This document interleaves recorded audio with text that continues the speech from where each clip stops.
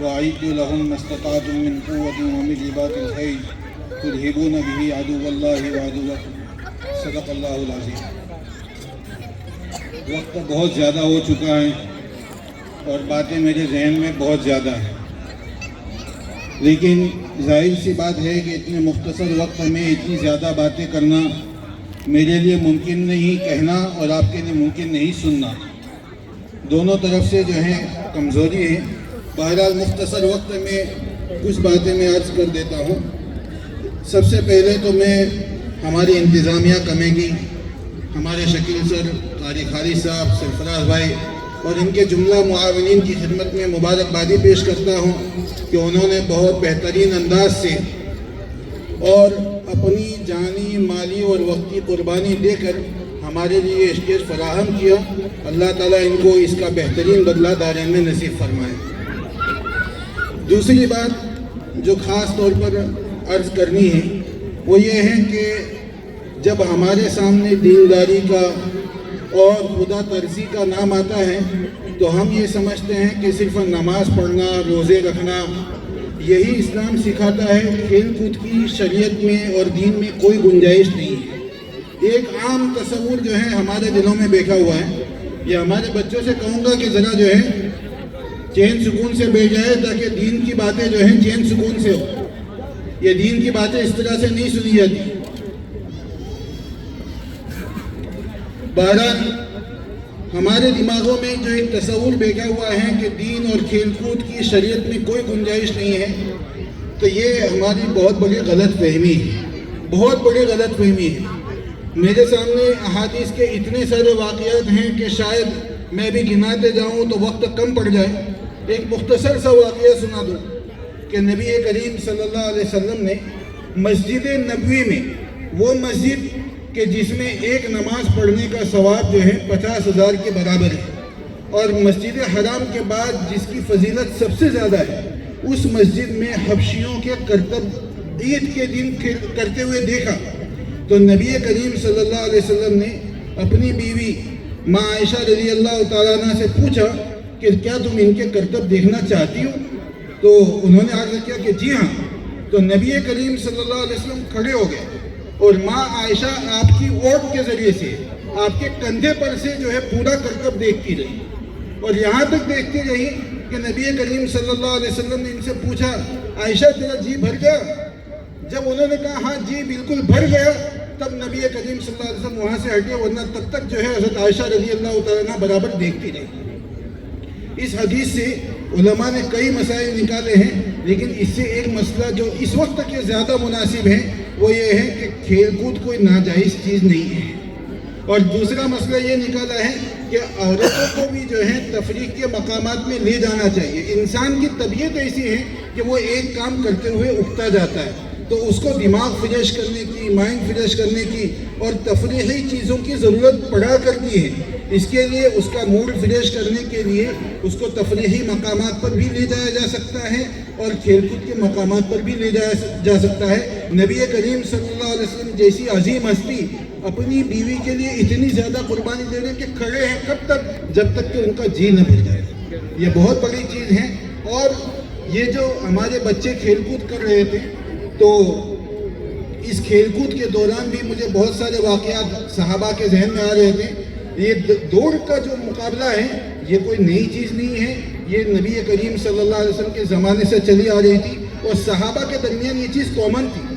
ایک غزوے سے نبی کریم صلی اللہ علیہ وسلم تشریف لا رہے تھے تو ایک انصاری نے کہا کون ہے جو مجھ سے دوڑ کے جو ہے مقابلہ کرے گا؟ وہ بار بار جو ہے لڑکا رہے تھے پورے مجمع کو کہ کون ہے جو مجھ سے دوڑ کا مقابلہ کرے گا؟ تو ان سے ایک صحابی نے کہا کہ تجھے کسی کا شعور ہے کہ نہیں، عزت ہے کہ نہیں؟ نبی کریم صلی اللہ علیہ وسلم اور تو بار بار اس طرح سے لڑکا رہا؟ تو کہا نہیں بس میں نبی کریم صلی اللہ علیہ وسلم کی عزت کروں گا، باقی اس کے علاوہ کسی کو بھی جو ہے میرے مقابلے میں آنا ہو دوڑ کے لیے تو آ جائے۔ تو ایک صحابی تھے جو دوڑنے میں بہت زیادہ مشہور تھے، سلمہ ابن عقور رضی اللہ تعالیٰ عنہ ان کا نام ہے۔ وہ بہت تیز دوڑتے تھے۔ انہوں نے کہا چلو اپنا مقابلہ کرتے ہیں۔ وہ مدینہ سے دور تھے تقریباً 6 میل۔ 6 میل کا مطلب ہوتا ہے تقریباً 9-10 کلومیٹر۔ وہ بھاگتے رہے یہاں تک کہ حضرت سلمہ ابن عقور رضی اللہ تعالیٰ عنہ جیت گئے۔ حضرت عبداللہ ابن عباس اور عبداللہ ابن عمر میں بھی اس طرح کے مقابلے ہوتے رہتے تھے اور نبی کریم صلی اللہ علیہ وسلم ان کو انعام دیا کرتے تھے. اس لیے بہرحال یہ جو ہمارے ذہنوں میں خیال بیٹھا ہوا ہے کہ شریعت ہمیں صرف یہ سکھاتی ہے کہ نماز روزے ہی پڑھو. میں نماز روزے کا انکار نہیں کر رہا ہوں، ہاں، اور میں یہ بھی نہیں کہہ رہا ہوں کہ یہ نہیں کرنے چاہیے، بالکل کرنے چاہیے، لیکن اس کے ساتھ ساتھ ہمارا دین بہت وسیع ہے. میں ایک اور واقعہ میرے ذہن میں آیا تو سنا دوں، کیونکہ پھر ایسے موقع نہیں ملا کرتے ہیں.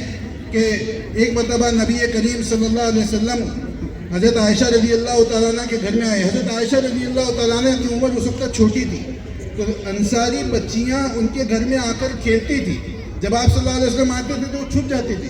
تو نبی کریم صلی اللہ علیہ وسلم ان کو تلاش کر کے لاتے تھے اور کہتے تھے جاؤ کھیلو، عائشہ کے ساتھ کھیلو. تو اس وقت حضرت عائشہ نے کچھ جو ہے کھلونے بھی بنا رکھے تھے. ایک مرتبہ نبی کریم صلی اللہ علیہ وسلم دیکھے تھے تو پردہ اڑا، تو اس وقت نبی کریم صلی اللہ علیہ وسلم نے ایک گھوڑے کو دیکھا. کپڑے کا گھوڑا بنا ہوا تھا، تو اس پر 2 پر بھی لگائے ہوئے تھے کپڑے کے آزو بازو میں. تو نبی کریم صلی اللہ علیہ وسلم نے ماں عائشہ سے پوچھا یہ کیا ہے؟ کہا کہ یہ میرا گھوڑا ہے. تو گھوڑے کے پر کب ہوتے ہیں؟ تو تم کو پتہ نہیں؟ حضرت سلیمان علیہ السلام کا گھوڑا تھا اور وہ اڑتا تھا تب یہ فرمایا. تو نبی کریم صلی اللہ علیہ وسلم اس بات سے اتنا ہنسے، روایتوں میں موجود ہے کہ نبی کریم صلی اللہ علیہ وسلم کے دانت مبارک نظر آنے. ہم یوں سمجھتے ہیں کہ کھیل کود کی شریعت میں کوئی گنجائش نہیں ہے. یہ ہماری بہت بڑی غلط فہمی ہے. اور صرف یہ نہیں کہ مردوں کے لیے، عورتوں کے لیے بھی ہیں، اور عورتوں میں بھی یہ کھیل کود ہوا کرتے تھے، لیکن جو ان کے مناسب. عورتوں میں وہ کھیل کود نہیں ہوتے تھے جو مردوں کے مناسب ہے. ظاہر سی بات ہے کہ مردوں کے کھیل کود الگ ہوا کرتے ہیں، عورتوں کی اپنی چوائس اور ان کا مزاج الگ ہوا کرتا ہے. اس لیے عورتوں کے کھیل کود ظاہر ہمارے سامنے ہی یہاں پر 3-4 دنوں میں مختلف گیمز کھیلی گئی. جو لڑکیوں کے مناسب تھی وہ بھی کھیلی گئی، جو لڑکوں کے مناسب تھی وہ بھی کھیلی گئی، اور اس میں بھی جو ہے تقسیم کی گئی چھوٹی اور بڑی بچیوں کی.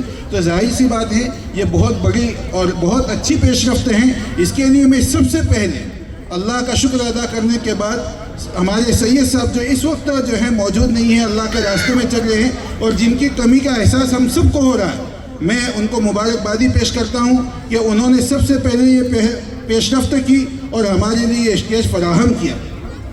اور اس کے بعد ہمارے جملہ معاونین، بالخصوص ہمارے شکیل سرفراز بھائی، قاری خالد صاحب اور ان کے جملہ معاونین اور جملہ خدمتگاروں کو جو ہے میں شکریہ ادا کرتا ہوں کہ انہوں نے ہمارے لیے اسٹیج فراہم کیا. تو اس کی قدردانی کرنی چاہیے اور ہمیں ان کھیلوں میں جو ہے زیادہ سے زیادہ حصہ لے کر ان کھیلوں میں جو استعداد پیدا ہوتی ہیں اس استعداد کو دین کے لیے استعمال کرنا چاہیے. یہ کھیل برائے کھیل نہ ہو، بلکہ کھیل اس لیے ہو تاکہ اس کے ذریعے سے ہم دین کی مدد کر سکیں اور دین کا تعاون کر سکیں. اور میں مزید ایک بات اور آگے بڑھ کر کہوں گا کہ یہ کھیل جو ہے سال میں صرف 3-4 دن نہیں ہونا چاہیے، بلکہ روزانہ اس کی کوشش کریں کہ کچھ وقت اپنا کھیل کود کے لیے بھی نکالیں. ہمیشہ جو ہے کام کرتے رہنا، ہم کوئی مشین نہیں ہے، یہ جسم سرکاری مشین ہے تو اس کو تھوڑا سا آرام بھی دینا چاہیے اور اس کی تفریح کا بھی انتظام کرنا چاہیے. اس کی تفریح کا انتظام یہ ہے کہ روزانہ کھیل کود بھی ہونا چاہیے. ہمیشہ موبائل میں مشغول رہنا اور موبائل کے ذریعے سے ہی ساری گیمز کھیلتے رہنا یہ ہماری شان نہیں ہے.